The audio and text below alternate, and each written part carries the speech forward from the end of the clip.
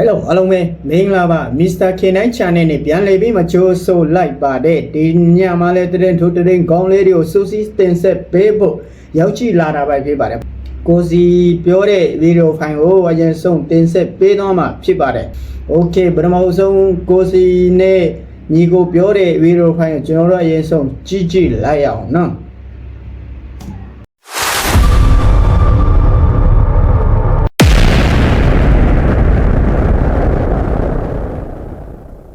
တေဂန်ကြီးအရွယ်ရောက်နေပြီအသက်84နှစ်ရှိနေမစားတဲ့သမဏကိုမရှိတာလေးနဲ့တော့အထုနေအောင်ပါပဲဆက်အထုမှာနော်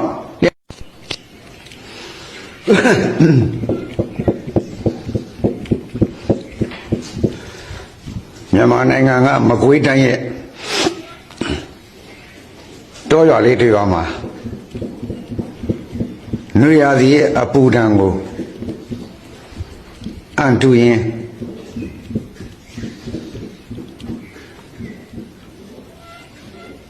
လူတစုကထမင်းမစားတဲ့လူတစုကတင်မြှောက်ထားတဲ့ထမင်းမစားတဲ့သမရကထမင်းစားတဲ့လူတုကတင်မြှောက်ထားတဲ့ထမင်းစားတဲ့သမရကြီးကိုလွတ်ပေးလိုက်ပါပြီဆိုတဲ့သတင်းလေးတွေစက်တိုက်ကြားနေရတာဝင်လဲဝင်စားပါလေကိုယ်သမရာကြီးလွတ်လာတာဟုတ်ကြိုလဲကြိုဆိုပါတယ်ဒါပေမဲ့ပြောင်းမြန်ကြီးဖြစ်နေ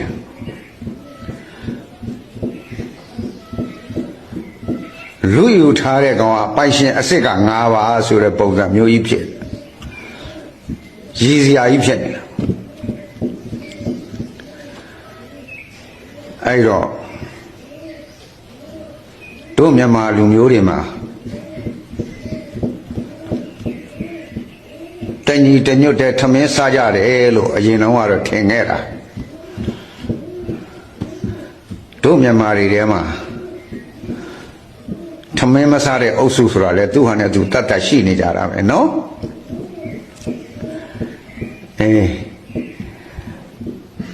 44ဒီဂရီဆယ်ဆီယပ်ရှိတဲ့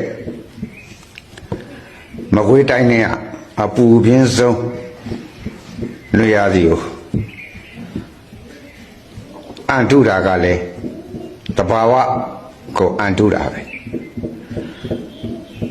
အဲ့တော့ဒီကနေပြီးတော့ထမင်းမစားတဲ့သမရကိုပြောတာလေအန်တုခြင်းတစ်မျိုးပဲပေါ့မကြောက်ပါဘူးအန်တုနေဦးမှာတေဂန်ကြီးအရွယ်ရောက်နေပြီအသက်84နှစ်ရှိနေဒီရာသီဥတုကိုကြော်ဖြတ်နိုင်လို့ကတော့သူများပစ္စည်းကိုလူယူထားပြီးပိုင်ရှင်အစ်စ်က9ပါးလို့လုပ်နေတဲ့ထမင်းမစားတဲ့သမဏကိုမရှိတာလေးနဲ့တော့အန်တုနေဦးမှာပဲဆက်အထုမှာနော်လျှက်စိတ်မင်းမရှိဘူးဘာကမရှိဘူးအဲကောမရှိဘူးရက်ခတ်ပြီးတော့အန်တုနေဦးမှာပဲမြင်မှတ်ထားပါ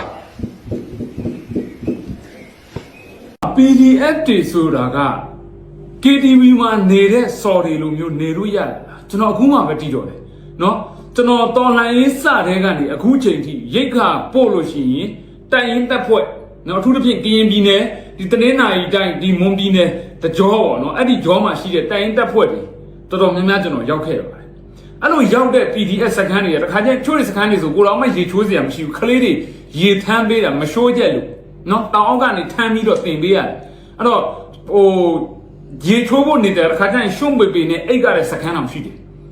တော်ထဲမှာနေရတာအလုံးတိနော်အညာဘက်စခန်းတွေကတော့ကျွန်တော်တစ်ခေါက်မှမရောက်ဘူးတဲ့အတွက်အညာဘက်စခန်းတွေရဲ့နေပုံထိုင်ပုံသူတို့ဒီဖုန်းတွေဗီဒီယိုကောတွေနဲ့စကားပြောတဲ့တွေ့လို့ရှိရင်ဒီတိုင်းပါပဲနော် KTV ကကြည်ပြာလို့တီတာလို့မူပြလို့တော့ဟုတ်လားမလားလက်ဆယ်ချောင်းလုံးလက်သေးအချေတေးသေးချာချာအလှဖော်ပြီးတော့အဲ့လိုနေလို့ရတာလားဟုတ်လားမတိပါဘူးဒီကနေ့ဒီမှာ PDF 900ကျော်အလင်းဝင်တယ်တဲ့အမှလက်နက်ကင်ထားတဲ့ PDF ရဲမေးဆိုတဲ့အမျိုးသမီးတွေကလက်ဆယ်ချောင်းလုံးကိုလက်သေးအချေနဲ့ဆေးတွေပါပုံဖော်ပြီးတော့အမဲတခါမှမတွေ့ဘူးလို့ပါကျွန်တော်အကောင်းပြောတာ နော်တော်လိုင်းစတွေကနေဒီနေ့ချိန်ဒီစကန်တော်တော်များများကျွန်တော်ရောက်တယ်တနေ့နိုင်တိုင်းမဲ့ဆိုတော့ဟိုရေးဘက်တချမ်းတွေအထိနော်ဟိုတင်နန်းတက်နေတဲ့ PDF ရဲမေတွေတဲ့ကျွန်တော်တို့တွေ့ဘူးတယ်ဟိုတင်နန်းချိန်ကာလပေါ့နော်တင်နန်းတက်နေတဲ့ဟာအပြင်မှာတောင်းဝင်ထမ်းဆောင်နေတဲ့ရဲမေတွေတွေ့ဘူးတယ်ပြီးစကန်မှာချက်ပြုတ်နေတဲ့ရဲမေတွေတွေ့ဘူးတယ်ဘယ်ရဲမေမှတော့လက်ဆယ်ချောင်းလုံးလက်သေးထားဖို့မပြောနဲ့ဟမ်လှတာပတ်တာတော့တနခါးလေးပါလေဟိုဖွေးအောင်လိမ့်နိုင်အောင်မဲဟဲ့နေတို့တွေကအချိန်ရတယ်လိမ့်နိုင်တယ်ပေါ့နော်စတဲ့ဖြင့်တို့အောင်စနောက်နေကြတာတွေ့တယ်အဲ့တော့ဒီနေ့နော်မင်းအောင်လှိုင်ကပထမတရက်မှာနေ PDF တွေအလင်းဝင်ဖို့ကြီးညာတယ်နောက်တရက်မှာနေ900ကျော်သူတို့ရှိကအလင်းဝင်တယ်ဆိုပြီးထုတ်ပြန်ဟုတ်လားမဟုတ်နည်းနည်းပါးအချိန်လေးဂျားမှာ10ရက်15ရက်လောက်ချားပေးလိုက်လို့ရှင်ပို့ပြီးရုပ်တည်ရှိတာပေါ့အခုဟာဒီနေ့ကျင်ညာပြီးနောက်ရက်ကြတော့တခါအလင်းဝင်တာဝန်ထမ်းလူကပါ900ကျော်တဲ့နောက်မေးပါအောင်မယ် PDF တွေကစစ်မှုထမ်းပြီးတော့ PDF လောက်ခိုင်းထားတာပြီးလမ်းမှာပေါ်တာဆွဲပြီးတော့ PDF လောက်ခိုင်းထားတာပြီးစစ်မှုထမ်းမဲပေါက်လို့ PDF လောက်ခိုင်းထားတာပြီးလို့ရှိရင်နိုင်ငံခြားပေါ့အထူးသဖြင့်ထိုင်းတို့မလေးရှားတို့ခိုးထွက်သွားလို့ပြန်ဖမ်းပြီး PDF လောက်ခိုင်းထားတာအဲ့လိုတွေပါတာလားဟမ်နောက်ပြီးတော့ PDF တွေကလုတ်တဲ့အနှစ်20ပြည့်လဲထွက်ခွင့်မရှိတာလို့လုတ်တဲ့အနှစ်30ပြည့်လဲထွက်ခွင့်မရှိတာလို့နော်အသက်64နှစ်အရွယ်ပြည့်လဲထွက်ခွင့်မရှိတာလို့အဲ့လိုတွေရှိတာလားဟမ်မဟုတ်မတိလို့ပါကျွန်တော်နားမလဲလို့မေးကြည့်တာပါတိလားနော်ကျွန်တော်ပြောပြမယ်နော် PDF တွေဆိုတာဘသူတွေတွင်းထားတာလဲ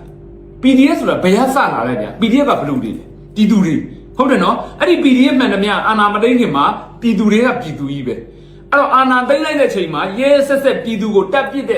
တတ်တဲ့အချိန်မှာသေရဲတဲ့ကောင်တွေကဘာလုပ်တာလဲလက်နက်ကင်ပြီးတော့ဒီမတရားမှုကိုတိုက်မယ်ဆိုပြီးတော့ပြန်လက်နက်ကင်ပြီးတော့ PDF လောက်ကြတာလေဟုတ်တယ်နော်နောက်ပြီးတော့ PDF တွေဆိုတာအတင်းအဓမ္မတွင်းထားတဲ့လူပါလားတယောက်တော့ပါလားမဝင်ခြင်းပဲနဲ့နော်ရွာမှာပွဲသွားကြည့်တော့စစ်မှုထမ်းတဲ့ကိုပါပြီးတော့အဲ့လိုတွင်းထားတဲ့လူပါလားဟမ်တရားတော့ဟိုဘယ်လိုပြောမလဲမျက်နှာပြောင်ချက်တွေကတော်တော်ပြောင်တာနော်စောက်ခွက်ပြောင်ချက်ကဟိုနင်းပြောနေပဲသူတို့စစ်တပ်ဘက်ကိုကြည့်လိုက်ထွက်ချင်တိုင်းထွက်ခွင့်မရှိနော်ဘယ်လောက်ပဲအသက်အခုမနေ့အောင်ကကျွန်တော် reaction လုပ်လိုက်တဲ့စစ်သားကြီးဆိုအသက်64နှစ်ရှိပြီရှေ့တန်းမှာရောက်နေရတော့သူကိုယ်တိုင်ဖုံးရိုက်ပြီးတော့တင်းလာတာနော်အသက်64နှစ်ရှိပြီနော်ထွက်ခွင့်မရဘူးစဉ်းစားကြည့်အဲ့တော့အောက်ကငယ်သားတွေဆိုအဝေးထွက်ချင်တိုင်းလဲထွက်ခွင့်မရှိဘူးသူတို့ဘက်အချမ်းမှာနော်ပြီးလို့ရှိရင်တပ်သားစုဆောင်းတဲ့နေရာမှာလဲဗိုလ်တင်တန်းတောင်မှတက်မဲ့လူမရှိတော့ DSA ဆိုတာငကိုကျွန်တော်တို့ခေတ်တွေတုန်းကလူနေတဲ့10တန်းအောင်တဲ့ကောင်တွေတက်ချင်လို့ဟုတ်တယ်နော်အခုအဲ့ဒီ DSA ကိုတက်မဲ့လူမရှိတော့ဘူးလေဟမ်ငကိုလူဦးရေ DSA ဒီရှောက်တဲ့လူဦးရေနဲ့အခုရှောက်တဲ့လူဦးရေဘလောက်အချိုးတော့ကြာသွားလဲဒါဘိုလ်နော်ဘိုလ်လုံးခွင့်အောင်မှမရှိတော့တာနော်ပြီးရင်စစ်သားတွေအနေနဲ့စစ်မှုထမ်းဆိုပြီးတော့မဲနိုင်ပြီးတော့မဝင်ခြင်းမဲဆွဲတွင်းတယ်နော်လမ်းမှာသူ့အတူသွားလာလောက်ကင်စားတောက်နေတဲ့ပြည်သူတွေကိုဖမ်းပြီးရောင်းစားတယ်နော်လူတက်တခိုးမဒိန်မဟုတ်ကအမှုတွေလုပ်ပြီးတော့ဖမ်းကန်ထိမှဆိုလို့စစ်သေးဝင်တယ်အဲ့ဒါလိုမျိုးစုဆောင်းထားတဲ့ကောင်တွေလေပြီးတော့ထွက်ချင်တိုင်းလည်းထွက်ခွင့်မပေးဘူးငယ်ရွယ်တဲ့သူမပြောနဲ့အသက်60ကျော်တော့ထွက်ခွင့်မရဘူးအဲ့ဒါလိုကလုံနေတဲ့ကောင်တွေပဲအချမ်းကနော်ဘယ်သူမှလည်းတိုက်တွန်းမှုကမပါဘဲနဲ့ကိုယ်တဘောဆန္ဒနဲ့ကိုဝင်တယ်ထွက်ချင်လို့ရှိရင်ထွက်ပြေးဝင်တာမရှိတာထွက်ချင်တရားဝင်ခွင့်တောင်းပြီးတော့ထွက်ခွင့်ရှိတယ်ဟုတ်တယ်နော်စစ်မှုထမ်းတွေပါလေတပ်သားတစ်စုဆောင်းတဲ့နေရာမှာလဲကိုတိုင်ကြိုက်ရင်ဝင်လာမကြိုက်ရင်မဝင်နဲ့ကိုရွေးချယ်ချက်ခွင့်နဲ့ကိုဝင်ရှိတဲ့အဖွဲ့အစည်းကိုသူတို့ရှိကိုအလင်းဝင်တာလူ900ကျော်ဝင်တယ်ဆိုတော့ကျွန်တော်စဉ်းစားလို့မတတ်တော့လို့ပါဟုတ်လားမဟုတ်ကျွန်တော်ပဲဟိုဘောမတွေပြောနေမလို့ငစီတို့ကစာမတတ်ပင်မလားစာမတတ်လို့ပဲဖြစ်မယ်ကျွန်တော်စဉ်းစားလို့မရလို့เนาะ KTV ရဲ့ sorry တော့မှတစ်ခါကျရင်လက်သေးနှစ်ဖက်လုံးအရှိမထားနိုင်အဝတ်တွေပါလေရှော်ရတော့နည်းနည်းအလုပ်တွေပါလေလောက်ကရှိတယ်လေဟိုတချို့တွေနဲ့ချမ်းသာတဲ့ KTV တွေဆိုရင်တော့အဝတ်ရှော်ဆက်မှာရှော်လို့ရတော့လက်သေးအရှိတွေပါထားလို့ရတယ်တချို့တွေခက် KTV တစ်တစ်လေးတွေဆိုရင်တော့မှကိုယ့်အဝတ်စားကိုရှော်ရတဲ့ KTV တွေဆိုရင်လက်ဖယ်ချောင်းလုံးလက်သေးအရှိထားဖို့ဟာမရဘူးဒါပေမဲ့အခုဘဘကြီးမင်းအောင်လှိုင်ရဲ့ဗာPDF ညီငယ်ညီမငယ်အဲ့ဒီအလင်းဝင်တဲ့ပွဲမှာတော့လက်ဆယ်ချောင်းလုံးလက်သေးချီချလို့ရတယ်ဆိုတော့ဒီစခန်းကဘယ်စခန်းပြီကျွန်တော်လည်း PDF သွားလို့ရှင်လို့ပါနော်အဲ့ဒီလက်ဆယ်ချောင်းလုံးလက်သေးအခြေကြော့ကော့အောင်ထားတဲ့ PDF စခန်းဟာဘယ်စခန်းများလဲကျွန်တော်တော်လှန်ရေးစတဲ့ကအခုချိန်ထိမမြင်ဘူးလို့မကြားဘူးလို့ပါရှိကြတာနော် ဟိုလောက်တာပဲနော်သူတို့တွေကျွန်တော်စဉ်းစားတဲ့အကောင်းပြောတာဒလိုပေါ်တင်လိန်ရဲတာကိုအောင်းလို့မစုံဘူးဒါစိတ်သက်စစ်စင်ရေးပိုင်းပဲဗျနော်အခုလက်ရှိမင်းအောင်နိုင်ဟာခင်ဗျားတို့ပြည်သူတွေမယုံဆိုတာသိတယ်သူတို့လိန်နာကိုပြည်သူတွေသိတယ်ဆိုတာသူတို့ကိုယ်တိုင်လည်းပြန်သိတယ်သိရတဲ့နဲ့ဘာဖြစ်လို့လောက်တာသိတာအဲ့ဒါစိတ်သက်စစ်စင်ရေးပိုင်းလူတွေဟာအမားကိုဒါမှားတဲ့အရာကြီးကိုလောက်ပြလိုက်အော်ကြွကန့်ကွက်ကြအဲ့ဒီမှားတာကိုနောက်တစ်ချိန်လက်ပေါ်ရင်နည်းနည်းတော့ပြောတယ်အရင်တော့မကန့်ကွက်တော့အဲ့ဒီမှားတာကိုထက်ခါပြောနေဘာဖြစ်တော့ထိုင်ကြည့်နေရောမငင်းတော့ခါအဲ့ဒီကနေထပ်ပြီးဒီမှားတာကိုပဲထက်ချင်းတလဲလောက်ပြနေရင်မငင်းတော့တဲ့ပြင်အဲ့ဒီမှားတာကိုလက်ခံသွားတယ်ဖြစ်ရိုးဖြစ်စဉ်ရိုးရာဆိုပြီးတော့အဲ့ဒါလူတဘာဝနော်ဒါကြောင့်မလို့ဇော်မဲလုံးစောက်ယူပါမင်းအောင်လိုက်စောက်ပေါ်ပါပြောနေမလားသူတို့စောက်ယူစောက်ပေါ်ဆိုတော့သူတို့ကိုယ်တိုင်နဲ့တည်တယ်နော်ဒါပေမဲ့အဲ့ဒီစောက်ယူတွေကမဟုတ်တာကိုမဟုတ်မှန်တည်ရတဲ့နဲ့ခမရတို့ရှိမှတမင်တက်ပြောပေးနေတာအခုလက်ရှိမင်းအောင်လိုက်ဘယ်ဒေတာမှာဘုံကျဲလိုက်တာပြည်သူဘလောက်တေသွားတယ်အိမ်ဘယ်နှလုံးမီးလောင်သွားတယ်တရင်တစ်ခုကြားစီထူးခြားတယ်စိတ်ထဲမှာထူးခြားတယ်လို့ခံစားခပ်ပေါက်ပဲမလားလုံးစင်တိုင်းနဲ့ဖြစ်သွားရင်မလားဒါပေမဲ့ဘုံတွေကျဲကစားဘလို့အဲ့တရင်ကြားရင်ဘလို့ခံစားရတယ်နော်အဲ့ဒါစိတ်သက်ပိုင်းဘယ်လောက်ပွာသွားလဲကြည့်ဒီနေ့လည်းဘုံတွေကျဲနေတာပဲဒါပေမဲ့ဘုံကျဲခံရတဲ့တရင်တစ်ခုတင်လိုက်လို့ပြည်သူတွေအာယုံမလာတော့ဘာဖြစ်လို့လဲကြားယိုးဝါလို့စိတ်ဓာတ်ဆိုတာအဲ့ရစနော်စိတ်ဓာတ်စစ်စင်ပိုင်းမှာအဲ့ဒီစစ်ပွဲတွေကကောင်းကျွမ်းတယ်လူတယောက်ကိုဘယ်လိုလုပ်အောင်စိတ်ဓာတ်ကိုခြောက်ချောင်းအောင်စိတ်ဓာတ်ကိုပျော်မြူးအောင်စိတ်ဓာတ်ကြောက်အောင်မျိုးစုံလုပ်လို့ရတဲ့ပညာတွေရှိတယ်နော်တီးတန်းကိုတောင်းဝင်ပေးပြီးတော့ခိုင်းထားတာမယုံမေးကြည့်စစ်တပ်ထဲမှာစိတ်ဓာတ်စစ်စင်ရေးတောင်းဝင်ယူထားတဲ့စစ်သားတွေရှိတယ်ကျွန်တော်ပြောတာမယုံကြည့်နော်အခုအလင်းဝင်တယ်ပထမတစ်ခါ900ကျော်ဝင်တယ်နော်ကပတ်ကစစ်MD1 PDF ဆိုပြီးတော့ကျင်ညာတာကပတ်ကစစ်ခွေးကပတ်ကြီးနဲ့ဟုတ်တယ်နော် MD1 PDF တွေကသူတို့ကိုပိုင်ကပတ်ကောင်းထုတ်လုပ်ပြီးတော့ဝစ်တာနော်ပြီးရင်အောက်ထုတ်ကတခြားဖွဲ့အောက်ထုတ်ယူနီဖောင်းကတခြားဖွဲ့ယူနီဖောင်းအကုန်လုံးစောက်တလွဲတွေဖြစ်နေတာအကုန်လုံးပေါ်ကြတယ်တိုင်းပြည်လုံးဝိုင်းဟားကြတယ်တကဘာလုံးဝိုင်းဟားတိုက်ကြတယ်သူတို့လည်းသိတယ်မသိတာမဟုတ်သူတို့စောက်ချက်ကွဲတာလေသူတို့သိတယ်နော်တည့်ရတဲ့နဲ့ထပ်လို့မပူနဲ့နောက်ထပ်ဒီလိုလုပ်ပြတဲ့ပွဲတွေလာအောင်မယ်နော်အခုဒီ900ကျော်ထဲမှာ PDF တယောက်မှမပါဘူးလားကတ်တတ်မေးမယ်ဆိုရင်တော့ပါတယ်နော်10ကနန်းပါလိမ့်မယ်ဘာဖြစ်လို့လဲမပတ်ကဖတောင်ဝင်ဝတ်တဲ့ဝန်နေဒီပေးထားတဲ့တောင်ဝင်ကိုမကြေပွန်လို့လားဘာဖြစ်လို့လဲမသိဘူးထုတ်ပယ်ထားတဲ့ပကဖဘယ်နဲ့ရောက်လဲသူတို့ရှိအလင်းဝင်တာ PDF တွေအလင်းဝင်တယ်သူတို့ကျင်ညာတာပဲဟုတ်တယ်နော်အဲ့လိုဟာမျိုးတွေကိုတစားကန်လုပ်ပြီးတော့တဲကျက်လုပ်ပြီးတော့နောက်ထပ်အောက်ကဟာတွေနဲ့ပေါင်းပြီးတော့ခင်ဗျားတို့ဝါဒဖြန့်တာမပူနဲ့စက်ဖြန့်အောင်ပါပဲနော်ဒါခင်ဗျားတို့အနေနဲ့ပထမတစ်ခါ900ဝါဒဖြန့်တော့အုံတက်ဖြစ်တယ်နော်အခုတစ်ခါငြိမ်သွားတယ်နောက်တစ်ခါလက်ခံလာရင်မယုံကြည်အခုခါလက်မခံနိုင်ဘူးမလားမပူနဲ့နော်မင်းအောင်နိုင်ပြောလိုက်ဆက်လုပ်လို့ဒီလိုမျိုး900ပြောတယ်9000လောက်ချနဲတယ်900လောက်ဆိုသိလားရှိတဲ့စစ်မှုထမ်းတပ်သားတစ်တွေရောမသေးသေးတဲ့ကောင်တွေရောရှေ့တန်းမတော်ကောင်တွေအကုန်ခေါ်ပြီး9000လို့ပြောဒီကကြိုက်900ဆိုနဲတယ်တစ်ခါနှစ်ခါသုံးခါလေးခါဖြစ်လာရင်ပြည်သူကလက်ခံသွားလိုက်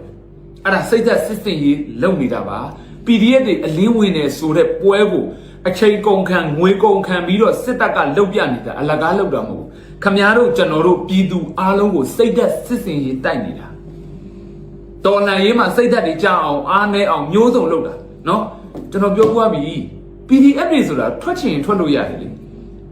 ဘယ်သူမှလည်းအတင်းအဓမ္မတွင်းထားတဲ့လူတွေမဟုတ်ဘူးထွက်ချင်ရင်လည်းထွက်လို့ရတဲ့ဘယ်အချမ်းကို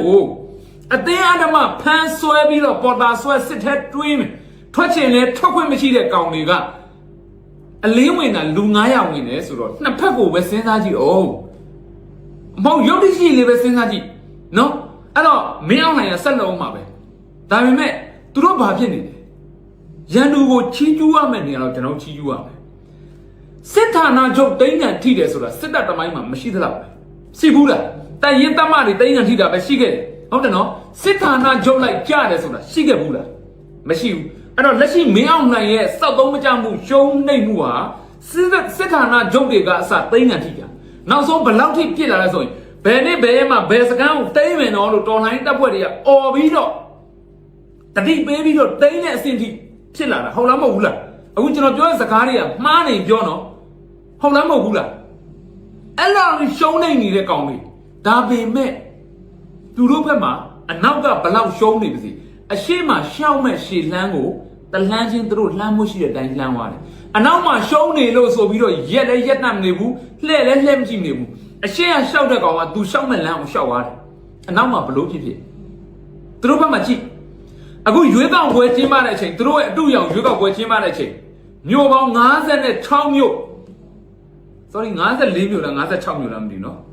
ကျွန်တော်တခုခုပြောသွားပြီ54မြို့မဟုတ်ရင်56မြို့56မဟုတ်54မြို့ရွေးကောက်ပွဲကျင်းပခဲ့တာသူတို့အတူရောင်ရွေးကောက်ပွဲကိုเนาะအဲ့လောက်ထိသူတို့အုပ်ချုပ်နိုင်သေးတယ်ပေါ့အခုထပ်ပြီးတော့စေအုပ်ချုပ်ရေးဆိုပြီးအမိတ်ထပ်ကျင်ညာတဲ့ဘဲမှာမြို့ပေါင်း60ဖြစ်သွားပြီကဲ56မြို့ပဲကျင်းပခဲ့တယ်ဆိုရင်4မြို့ထပ်လက်လွတ်ကမဟုတ်ဘူးလားဟုတ်တယ်နော်ထပ်လက်လွတ်ကမဟုတ်ဘူးလားအဲ့တော့သူတို့ဘက်ကနိုင်လာလားတိုးတက်လာလားဆုပ်ယုပ်လာလားတဘောပေါက်တယ်မလားအဲ့တော့ရန်သူဘက်ကိုကျွန်တော်တို့အတူယူတင်တဲ့ဟာကိုယူရမယ်ဘာကြောင့်လဲအပေါက်အဆမများဘူးနော်ဘယ်ဘောမှမင်းအောင်နိုင်ကိုပြန်ပြောလာမယ်အေးဟိုကိုမမောင်လိုလူမျိုးကတော့ဒါဟိုလူလို့တတ်မှတ်လို့ရတဲ့အတန်းစားဖြစ်နေတဲ့အတွက်လူတော်လူကောင်းလို့တတ်မှတ်လို့ရအတန်းစားဖြစ်နေတဲ့အတွက်သူကတော့ဟိုချွင်းချက်နေတဲ့ဖယ်တာအခြားဘောမှတိတယ်မတိအောင်ဆောင်းနေတယ်နော်သူတို့ဘက်မှာကြည့်တို့တော်လိုင်းဘက်မှာပြောင်းတက်နေတာပဲဟမ်တစ်ဖွဲ့နဲ့တစ်ဖွဲ့နဲ့မတည့်ဘူးနော်လူမျိုးချင်းတောင်မှအဖွဲ့ချင်းဖွဲထားတယ်အဖွဲ့ချင်းမတည့်ကြဘူးဒီနေ့ချိန်ထိတော်လိုင်းရေးတို့ကခေါင်းစဉ်တက်နေတာအဲ့ဒီတော်လိုင်းရေးခေါင်းစဉ်အောက်မှာတစုတစည်းတည်းမလုံနိုင်ကြဘူးအရင်ဗိုလ်ချုပ်အောင်ဆန်းတို့ခေတ်လို့မီးတုံးနဲ့စစ်တိုက်ကတဲ့ခေတ်လည်းမဟုတ်ဖုန်းနဲ့အင်တာနက်တွေနဲ့ဟိုဘယ်အဖွဲ့ခေါင်းဆောင်ဘယ်ချက်ချင်းဖုန်းဆက်ပြောလို့ရတယ်ဟမ်ဒါလည်းအခုထိစီးလုံးအောင်မလုံဆောင်နိုင်ကြဘူးဒါပေမဲ့သွားမေးရကြည့်အားလုံးဟာစင်ကြယ်ရေးပဲရှိတယ်အဲ့တော့ကျွန်တော်တို့ဟာတစ်ခါကြရင်ရန်သူလောက်တောင်အတုံးမကျတဲ့ညီညွတ်မှုဖြစ်မနေဘူးလားရှက်ဖို့ကောင်းပါလေနော်ဒါလောက်ရှုံးနေတဲ့ရန်သူတော်မှပြည်သူကိုဝါဒဖြန့်ရန်နေရတေးသေးချာချာလုံနိုင်တယ်လိန်ညာပြီးတော့လုံနေလေသူတို့ထောက်ခံတဲ့လူတွေကလည်းသူတို့ထောက်ခံနိုင်တယ်ကျွန်တော်တို့ဘက်အချမ်းမှာအသေးခံတိုက်တဲ့လူတွေတိုက်နေတယ်နော်အသက်ကြီးပေးပြီးတော့လုံနေတယ်ဘာကိုကျိုးခွင့်ရင်းမှရတာမဟုတ်ဘူးနော်အဲ့တော့နိုင်လဲနိုင်နေတယ်ဒါပေမဲ့လည်းပြည်သူကခုနကပြောတော့16ချမ်းလောက်ပွဲနေအဲ့တော့ကျွန်တော်တို့ရဲ့မညီညွတ်မှုကကျွန်တော်တို့အောင်မြင်မှုကိုဝေးစေတာတကယ်အောင်မြင်စေချင်တာညီညွတ်အောင်ဝိုင်းလုပ်ပေးကြတယ်ထောက်ပို့တွေအားလုံးအခုကိုကဗမာနိုင်ငံမှာနေတယ်ကိုထိုင်းနိုင်ငံမှာနေတယ်ထိုင်းမှာရှိတဲ့ထောက်ပို့နိုင်တဲ့အင်အားတွေတိုးပွားလာအောင်ဝိုင်းလုပ်ကြတယ်ကိုကတောထဲမှာနေတာတောထဲမှာနေလို့ရှိရင်ကိုမျိုးနယ်အစ်စ်နော်အဖွဲ့အစည်းတွေစနစ်တကျစုဖွဲ့နိုင်အောင်ဝိုင်းလုပ်ကြတယ်အဲ့လိုစုဖွဲ့မှုညီညွတ်မှုမရှိသေးရတော့မပူနဲ့အခုတော့ဝါရပြရန်နေအောင်ကောင်းကောင်းတုံးပြနေတာစိတ်သက်စစ်စင်ရေးလုပ်နေတာနော်စစ်တိုက်နေတာခင်ဗျားတို့ထင်တာအခု PDF 900အလင်းဝင်နေဘာဖြစ်နေညာဖြစ်သူတို့ပြောရဲဆိုတာဟိုဘလို့လို့ထင်တယ်ခင်ဗျားတို့ကျွန်တော်တို့ပြည်သူကိုတိုက်ပွဲဝင်နေတာနော်ပြစ်နေတာအဲ့ဒါမြားနေတဲ့ပြစ်နေတာအဲ့မှာစိတ်သက်စစ်စင်ရေးစိတ်သက်ပိုင်းမှာနော်အတွေးခေါ်ပိုင်းမှာအင်အားမရှိတဲ့ပုံကိုယ်တွေဆိုရင်အဲ့ဒီအောက်မှာကြာသွားလို့ရတယ်အရန်တောက်ဖို့ကောင်းပါတယ်တပည့်ဟာမကြီးနဲ့ကရင်ပြည်နယ်မာနပလောဘာကြောက်ကြသွားစစ်တပ်တော်နေလို့လားဟမ်စစ်တပ်ကတိုက်ပြီးတော့နိုင်သွားတာလားမဟုတ်ဘူးနော်သူတို့ပြောရင်တော့တိုက်ပြီးနိုင်တယ်ပြောရင်ဒါပေမဲ့ရေလို့တိုက်လို့ရတာမရဘူးလေကရင်အချင်းချင်းအရင်မလုပ်လိုက်တယ်တွေးခွဲချပလိုက်တယ်ကရင်တွေတလောက်ရှိနေတာအားလုံးကတူလဲကရင်ငါလဲကရင်အတူတူမင်းကဗုဒ္ဓဘာသာမင်းကခရစ်ယာန်ဆိုပြီးကရင်အချင်းချင်းကိုခွဲပလိုက်ဟောခွဲပြီးတော့ဒီကရင်တွေရဲ့သူတို့တွေးခွဲမှုအောက်မှာဘယ်နည်းကကျွန်တော်ပြောသလိုစိတ်ဓာတ်အင်အားအတွေးခေါ်အင်အားအားနေတဲ့ပုံကိုယ်တွေကသူတို့အောက်မှာကြာရှုံးသွားပြီသူတို့လိုချင်တဲ့ဂွင်တွေကိုရောက်လာပြီအဲ့ဒီချိန်ကျရင်လာဖာတီတငယ်ချင်းတွေငါတို့အညီကိုတွေအဲ့ဒီကနေတဆင့်ရန်သူအားနဲ့ချက်ကိုတဆင့်ချင်းဖြိုသွားတာမာနပလောဆိုတဲ့ဌာနချုပ်ကြီးကြာသွားတာလေ့လာကြည့်ပါလူငယ်တွေအနေနဲ့မသိလို့ရှိရင်ကျွန်တော်ပြောတာမှားရင်တိုက်တယ်လို့ပြောကရင်တွေညံ့လို့စစ်တပ်ကတိုက်ခိုက်ကောင်းလို့ကြာသွားတာမဟုတ်ဘူးကရင်အချင်းချင်းမစည်းလုံးလို့မညီညွတ်လို့ရန်သူရဲ့စိတ်သက်စစ်စင်အောက်မှာတချို့တလေကြာဆုံးပြီးတော့အဲ့ဒီကြာဆုံးတဲ့ဒူတွေရဲ့ထောက်ခံမှုနဲ့မာနပလောကိုရအောင်တိမ်သွားတာဒီတိုင်းတက်ပြီးတော့တိုက်ပြီးတော့ပြစ်ပြီးတော့တိမ်သွားတာမဟုတ်ဘူးနော်အဲ့ဒီမာနပလောမှာတတ်မှလိုက်အလောင်းပုံနေတာကျွန်တော်တို့ညီကိုတွေအဲ့ဒီမာနပလောတိုက်ပွဲမှာပါခဲ့လို့ကျွန်တော်တို့သိတာအဲ့တော့ကျွန်တော်တို့ဒီတော်နိုင်မှာလဲရန်သူဟာဘာလုပ်နေလဲသူ့မှာတိုက်เสียလက်နက်ကုန်သွားပြီနော်တနိုင်ငံလုံးလေရင်ဘုံကျဲတယ်အမြောက်နဲ့ထုတယ်စစ်ကြောင်းထိုးတယ်မီးရှို့တယ်ဘုံကျဲတယ်မျိုးစုံလုပ်တယ်ဒါသူတို့လုပ်နေတဲ့အလုပ်တွေအဲ့တော့နောက်ထပ်တိုက်နည်းတစ်ခုထပ်ထွင်တယ်အဲ့ဒါပါလေခ ခမားတို့ကျွန်တော်တို့ပြည်သူထောက်ခံမှုကြောင့်ဟဲ့ဒီတော်လှန်ရေးကဒီနေ့ချိန်ကြီးအားကောင်းတာဒါလူတိုင်းသိတယ်ဟုတ်တယ်နော်တော်လှန်ရေးຫນွေဦးတော်လှန်ရေးဘာကြောင့်ဒီနေ့6နှစ်ပြည့်တဲ့အထိတောင်မှတော်လှန်ရေးအရှိန်ဟုန်မပြတ်သေးတာလေလူထုထောက်ခံမှုအားကောင်းလို့အဲ့တော့အဲ့ဒီလူထုထောက်ခံမှုအားကောင်းတာကိုဖြိုလိုက်မယ်ဆိုရင်တော်လှန်ရေးအားနေဝမ်းမယ်နော်တော်လှန်ရေးအားနေဝမ်းရင်လွယ်လွယ်လေးသူတို့စော်လို့ရတယ်လူထုထောက်ခံမှုမရှိတော့တာနဲ့တော်လှန်ရေးဟာခြံရဲ့အကျက်ပဲလူထုထောက်ခံမှုရှိနေရင်တော့သူတို့အတွက်ကဘလုံးမှမနိုင်တဲ့တကိုးရှင်ပဲအဲ့တော့ဘာလုပ်မလဲသူတို့လူထုထောက်ခံမှုကြဆင်းအောင်နီလန်းမျိုးစုံနဲ့လုပ်မယ်အခုအလင်းဝင်နေဆိုတဲ့ကြေညာချက်တစ်ခုတည်းမဟုတ်ဘူးနောက်ထပ်နီလန်းမျိုးစုံနဲ့လုပ်မှာမယုံကြည်နော်တေးသေးရှာရှာကြည့်နိုင်တဲ့လူတေးချာတိလိုက်အဲ့ဒါပဲအဲ့တော့ရန်သူဆိုပြီးတော့ကျွန်တော်တို့ short တွက်ကြအောင်မှာလားကျွန်တော်တို့တွေကရန်သူတွေလောက်ညီညွတ်မှုကိုမတိဆောက်ပဲဆက်သွားကြအောင်မှာလားအဲ့ဒါဆိုရင်တော့ကျင်းနေပါလေရန်သူတွေရဲ့ဒီစိတ်သက်စစ်စင်အောက်မှာအလုံးကြဆုံးကုန်နေမယ်နော်အဲ့တော့ပဲပြောနေအဲ့တော့ဘာပဲပြောပါနော် KTV ရဲ့ sorry ပဲ PDF ဖြစ်မြင်ရတော့ဝမ်းတာပါလေလို့နော်ဘာလို့ဆို KTV ရဲ့ sorry ဆိုလို့ရှိရင်ကိုရီးယားဘောင်ဝင်လို့လည်းတတ်ထားရတယ်အခုတော့ဘယ်ဆုံးမလဲဟုတ်တယ်မလားလက်တဲလေးအခြေလေးနဲ့တနက်ကလေးပါလေးသူတို့ဂိုင်းတောင်းရတာပေါ့ဟုတ်တယ်မလားဒါလည်းတမိုင်းတစ်ခုပဲနော်ရီတော့ရီရတယ်တိလားနောက်ပြီးတော့ဗျာနောက်တစ်ခုကျွန်တော်ပြောချင်တာကမင်းအောင်နိုင်ကပထမရက်ကမှ PDF တွေအလင်းဝင်ဖို့ရက်တရာစီမံကိန်းဘာဖြစ်တယ်ညာဖြစ်တယ်ဆိုပြောတယ်တရက်ပဲချားသေးရဲ့မနေ့ကကြော်မျိုးမင်းကမနေ့ပြန်ကြရင်တဲ့ PDF တွေယာချီယာတော်မှယာလေးမဟုတ်ယာကြီးအခုလို၄-၅ရာပေါ့အလင်းဝင်လာနိုင်တယ်တဲ့ကြော်မျိုးမင်းကမနေ့ကတည်းကသူကသိတာတဲ့နော်အဲ့တော့စဉ်းစားကြည့်စစ်တပ်နဲ့ရုံးကနာနဲ့အလုပ်လုပ်တဲ့နေရာမှာဒီနေ့အလင်းဝင်ဒီနေ့အဲ့ဒီစုရက်ကိုအကုန်ရောက်ပြီးတော့အကုန်လုံးဒီပွဲလုပ်လို့ရနော်ကဒီ PDF တွေအလင်းဝင်ပွဲလုပ်တယ်ပဲထားပထမတနေ့ကမင်းအောင်နိုင်ချင်းညာတယ်တရက်ချားတယ်နော်နောက်ရက်မှာဒီပွဲလုပ်တယ်တန်ရင်တပ်ဖွဲ့ပေါင်း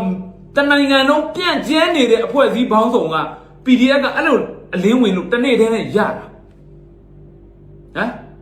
သူတို့အဖြေပေါ်နေတာတွေ့လားဟုတ်တယ်မလားအဲ့တော့လက်ပုံလေးတီးပြီးလိုက်တိလားအတိုက်ခံလဲသွားမပြောနဲ့နော်သွားလဲမဆဲနဲ့PDF တွေအဲ့လောက်ပဲတီးပေးလိုက်ပါသိလားထပ်ပြီးတော့ပြောလိုက်အောင်ဒီနောက်တစ်ခေါက်ပွဲကြရင်အခုဒီတစ်ခေါက်ကတော့နည်းနည်းဝစ်စားစင်ပုံလေးတွေနည်းနည်းပုံစံကျလာပြီလို့တိလားနောက်တစ်ခေါက်ကြရင်ဒီထက်ပို့ပြီးတော့မှတ်အေးဝင်းကိုစီစဉ်ခိုင်းပါအောင်လို့တိလားနော်ချီးကျူးပါတယ်လို့တိလား Okay ကျွန်တော်ရဲ့ YouTube channel လေးကိုလည်း like subscribe နေပြီးမှဝင်အားပေးကြဖို့ကျွန်တော်တောင်းဆိုပါရစေနောက်ဗီဒီယိုမှာကျွန်တော်နဲ့အတူပြန်ဆုံပါမယ်